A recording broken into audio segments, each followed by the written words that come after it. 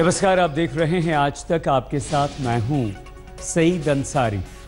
India 360 की शुरुआत एक ऐसी खबर से हम कर रहे हैं जो न सिर्फ उत्तर प्रदेश की जेलों की स्थिति पर सवाल खड़े कर रही है, बल्कि कैदियों की स्थिति पर भी प्रश्न चिन्ह लगा रही है।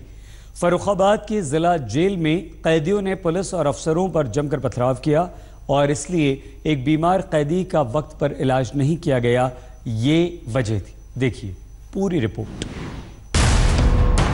उत्तर प्रदेश में फर्रुखाबाद के जिला जेल से जो तस्वीरें सामने आई हैं, वो न सिर्फ परेशान करने वाली हैं, बल्कि कानून व्यवस्था को भी सवालों के कटघरे में खड़ा कर रही हैं। फर्रुखाबाद के फतेहगढ़ जिला जेल से निकलती आग की लपटें, काल कोठरी से निकलता काला धुआं, जेल की छत पर उपद्रवी कैदियों का जमावड़ा, कैदियों के हाथ में ईंट और पत्थर, जेल अधीक्षक के सिर से निकलता खून।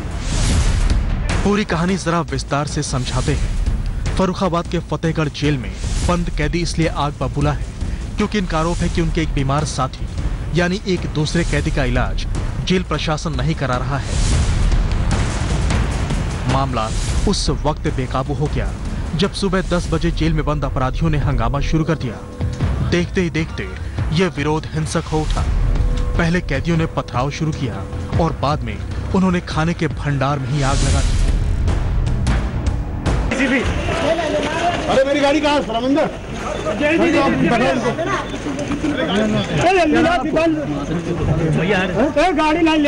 मौके पर बिगड़े हालात का अंदाजा जेल अधीक्षक राकेश वर्मा से बेहतर भला कौन लगा सकता है। कैदियों को शांत कराने गए थे, लेकिन ईंट और पत्थर को अफसर और अपराधी में फर्क का भला क्या पता। जेल अधीक्षक का सिर फूटा तो आनंद फानंद अस्पताल पहुंचाना पड़ा। किस बात को लेकर? जेल में बंदियों के हंगामे और पथराव में मुख्य विकास अधिकारी नरेंद्र पांडे भी घायल हुए। हालांकि काफी देर की जद्दोजहद के बाद अपराधियों पर नियंत्रण तो पा लिया गया, लेकिन इन सवालों के साथ कि क्या अपराधियों के इलाज में कोताही बरती जा रही है, क्या किसी भी आपात स्थिति से निपटने में जेल प्रशासन नाकाम है। हालांकि हालात का जायजा लेने के लिए यूपी के जेल राज्य मंत्री जय कुमार जैकी फतेहगढ़ जेल के लिए रवाना हो गए हैं और ये भी तय माना जा रहा है कि बड़े अधिकारियों पर गाज भी गिर सकती है। फर्रुखाबाद से फिरोज के साथ आज तक ब्यूरो। और अब खबर उत्तर प्रदेश में नई राजनीति और नए मुख्यमंत्री की। योगी आदित्यनाथ अपनी कर्मभूमि गोरखपुर के दौरे पर हैं। दूसरा दिन है, लेकिन सालों से चले आ रहे उनके रूटीन में जरा भी फर्क नहीं पड़ा। सूर्य निकलने से पहले पूजा पाठ करते हैं, गुरु का आशीर्वाद लेते हैं, लेकिन अब भूमिका बदलने से दोपहर होते होते नेताओं से मुलाकात का दौर भी उनकी दिनचर्या में शामिल हुआ है।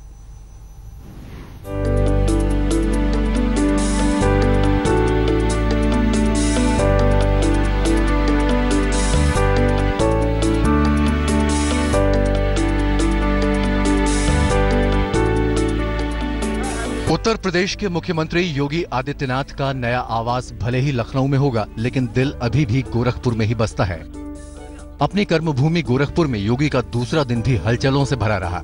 जिस भूमि ने योगी को मठाधीश से सत्ताधीश बना दिया, उसे नमन करने के लिए मुख्यमंत्री ने अपने पहले दौरे का कार्यक्रम गोरखपुर ही बनाया। हमेशा की तरह सुबह 3:15 बजे जागने के बाद मुख्यमंत्री ने उसी तरह दिन की शुरुआत की जैसा वो अभी तक करते आए हैं, गोरखनाथ मठ में पूजा करके। बाबा गोरखनाथ मंदिर के बाहर हम खड़े हैं और ये इस वक्त मेरी घड़ी में करीब 3:15 हो चुके हैं। कहते हैं कि योगी आदित्यनाथ जी सुबह 3 साढ़े 3 बजे के बीच में उठ जाते हैं। ये उनकी पहली सुबह है मुख्यमंत्री बनने के बाद गोरखपुर के बाबा गोरखनाथ मंदिर में। और यहां पर ये, अगर आप थोड़ा मैं नजदीक जाऊं, या ध्यान से सुने आप, मंदिर में पूजा अर्चना शुरू हो चुकी है।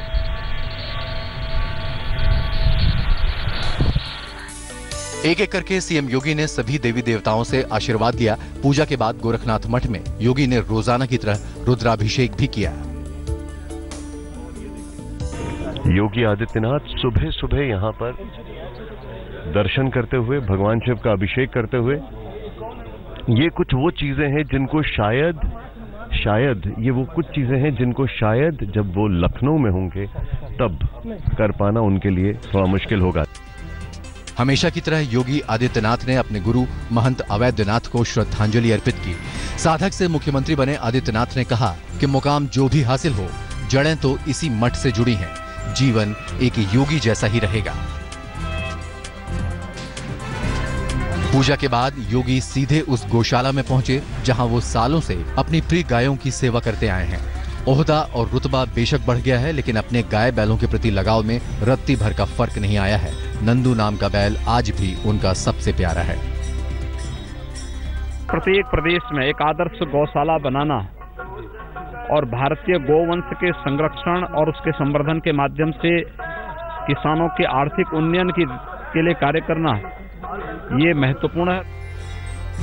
गौशाला में 1 घंटे का वक्त बिताने के बाद आदित्यनाथ के सामने बारी थी सियासी कार्यक्रमों में शिरकत की। दोपहर में इलाके के बीजेपी नेताओं से योगी ने मुलाकात की, सुशासन का पाठ पढ़ाया, आगे का एजेंडा समझाया। शपथ लेने के बाद से भी योगी का सियासी किरदार फुल फॉर्म में है। चौंकाने वाले फैसलों की बाढ़ है। बस उम्मीद यही है कि नए मुख्यमंत्री जो भी फैसला करें वो राज्य की बेहतरी का हिस्सा बने। गौरव सावंत और गजेंद्र के साथ निशांत चतुर्वेदी, गोरखपुर आज तक। योगी आदित्यनाथ ने उत्तर प्रदेश के लिए अपना एजेंडा साफ कर दिया है। सभी महकमों और मंत्रालयों को ये साफ निर्देश दे दिए गए हैं कि किसी भी हाल में राज्य में कानून व्यवस्था से खिलवाड़ उन्हें बर्दाश्त नहीं होगा। हम लोग 18 से 20 घंटे कार्य करने के लिए आए हैं। जो 18 से 20 घंटे हम लोगों के साथ काम कर सकते हैं वही यहां रहे, अन्यथा लोग अपना रास्ता तैयार कर ले। सत्ता के संरक्षण में पल रहे गुंडे, माफिया, अपराधी, लुटेरे, ये सब के सब मेहरबानी करके तो उत्तर प्रदेश छोड़ करके चले जाएं, और अगर उत्तर प्रदेश में रहेंगे तो फिर उनके लिए 2 जगह होंगी। मुझे लगता है उस जगह कोई भी नहीं जाना चाहेगा, और उसके बारे में वो तय कर ले क्या होना है। जितने इस प्रकार के लोग थे जो चोरी करवाते थे, चोरी करते थे और फिर अपना घर भरते थे, उन सब की एक एक करके छुट्टी हो रही है। सब जाएंगे घर। कोई भी प्रदेश को लूटने वाला, प्रदेश की जनता के भविष्य के साथ खिलवाड़ करने वाला व्यक्ति सत्ता के इर्द गिर्द कहीं भी नजर नहीं आएगा। यह हमारा संकल्प है और उसी संकल्प के साथ हम कार्य कर रहे हैं। मेरा अपील होगा, हमारा कोई भी जनप्रतिनिधि और कोई पदाधिकारी सरकार के किसी भी कार्य में किसी भी प्रकार की ठेकेदारी में न हस्तक्षेप करें और न ठेकेदारी करें, कार्यों की मॉनिटरिंग करें। उत्तर प्रदेश के मुख्यमंत्री योगी आदित्यनाथ के फैसलों के बाद उत्तर प्रदेश के तमाम मंत्रालयों और महकमों में एक तरह से हड़कंप है। सभी एक्शन में हैं। योगी जी ने सफाई का डेडलाइन तय कर दी है, जिसके बाद जिले के डीएम और एसपी तक झाड़ू उठाए साफ सफाई करते हुए दिख रहे हैं।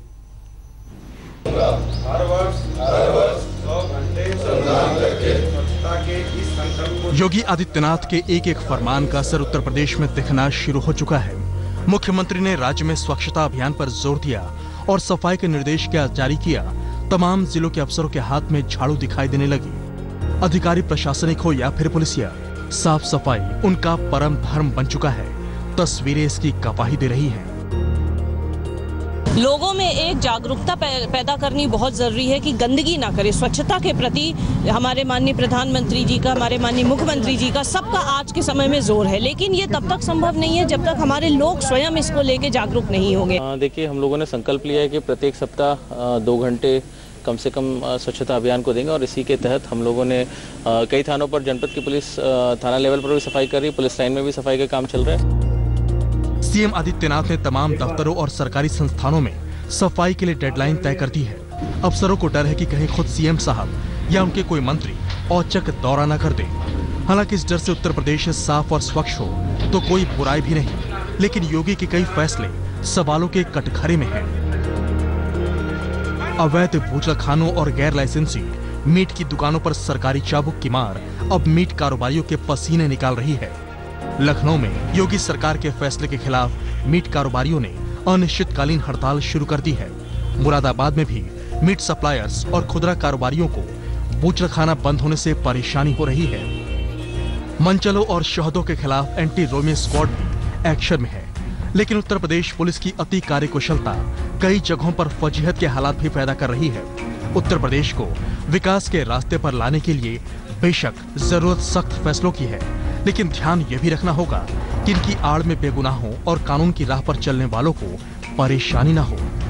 गाजियाबाद से मयंक गौर, देवरिया से राम प्रताप सिंह और मुगल सराय से उदय गुप्ता के साथ उस्मान चौधरी। मेरठ आज तक।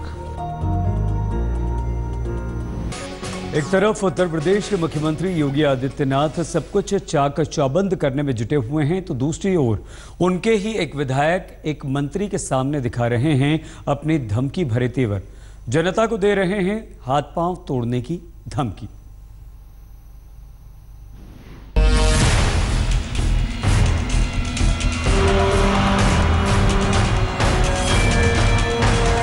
विकास सबका होगा, लेकिन तुष्टीकरण किसी का नहीं होगा। जो वंदे मातरम कहने में संकोच करते हो, मैंने वादा किया था ऐसे लोगों के हाथ पैर तोड़वा दूंगा। आपने जो देखा सुना वो एक सिक्के के दो पहलू हैं, या अलग अलग दो सिक्के। फिलहाल इसे आपको ही तय करना होगा, क्योंकि इस पर जनमत का फैसला अब 5 सालों बाद आएगा। यूपी में अब योगी राज। बीजेपी की माने तो इसका आगाज जंगल राज के खात्मे के बाद हुआ है। मौका था मुजफ्फरनगर में योगी सरकार के मंत्री सुरेश राणा के स्वागत समारोह का। मंत्री जी के सम्मान में यहां हर शख्स कसीदे पढ़ रहा था। इस बीच अपनी बारी आने पर खतौली के विधायक विक्रम सैनी 56 इंच से कम सीने वालों पर बरस पड़े और मंत्री जी की मौजूदगी में वादे की याद दिला दी। जो वंदे मातरम कहने में संकोच करते हो, जो भारत माता के रहते हुए जिनका सीना चौड़ा ना होता हो, दर्द सा महसूस होता हो, जो गौ माता को माता ना मानते हो, उसकी हत्या करते हो, मैंने वादा किया था ऐसे लोगों के हाथ पैर तोड़वा दूंगा। योगी जी अब बताएं, आखिर जनता भरोसा करे तो किस पर? सभी जानते हैं जंगल में हर जहन में डर होता है, जो यहाँ भी दिख रहा है। आखिर यूपी में कौन सा राज खत्म कर सरेआम कानून को चुनौती दी जा रही है, वो भी आपके मंत्री की मौजूदगी में, जनता के नुमाइंदों के जरिए। हैरानी इस बात की है कि मंत्री सुरेश राणा खुद विक्रम सैनी के बयान का बचाव करते दिखे। कानून व्यवस्था इतनी सख्त हो जाएगी और इतनी सख्त कानून व्यवस्था हो गई है कि अब किसी को किसी का हाथ पैर तोड़ने की जरूरत नहीं पड़ेगी।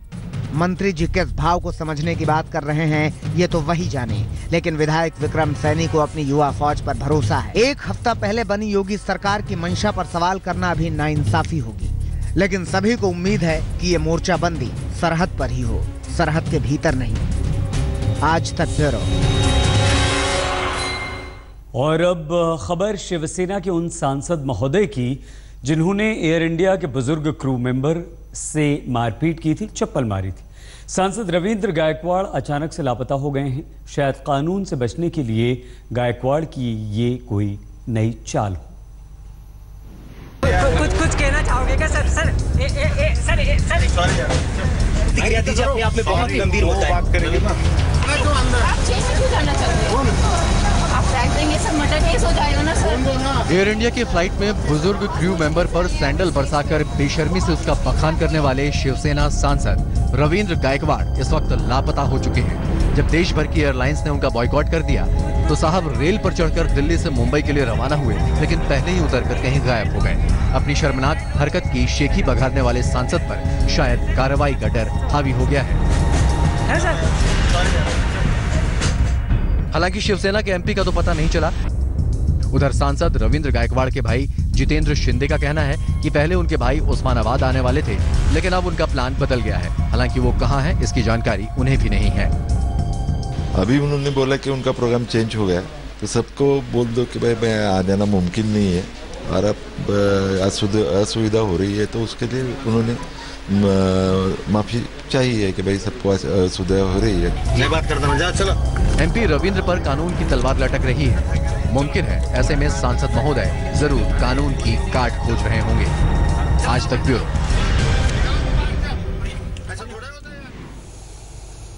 इस बुलेटिन में फिलहाल इतना ही, लेकिन अब से कुछ ही देर में हमारे स्पोर्ट्स एडिटर विक्रांत गुप्ता आपके साथ होंगे अपने एक्सपर्ट सौरभ गांगुली के साथ, जो ये बताएंगे एक गलती धर्मशाला में कितनी महंगी टीम इंडिया को पड़ सकती है, क्योंकि धर्मशाला में चूकना मना है। विक्रांत के साथ देखते रहिए आज।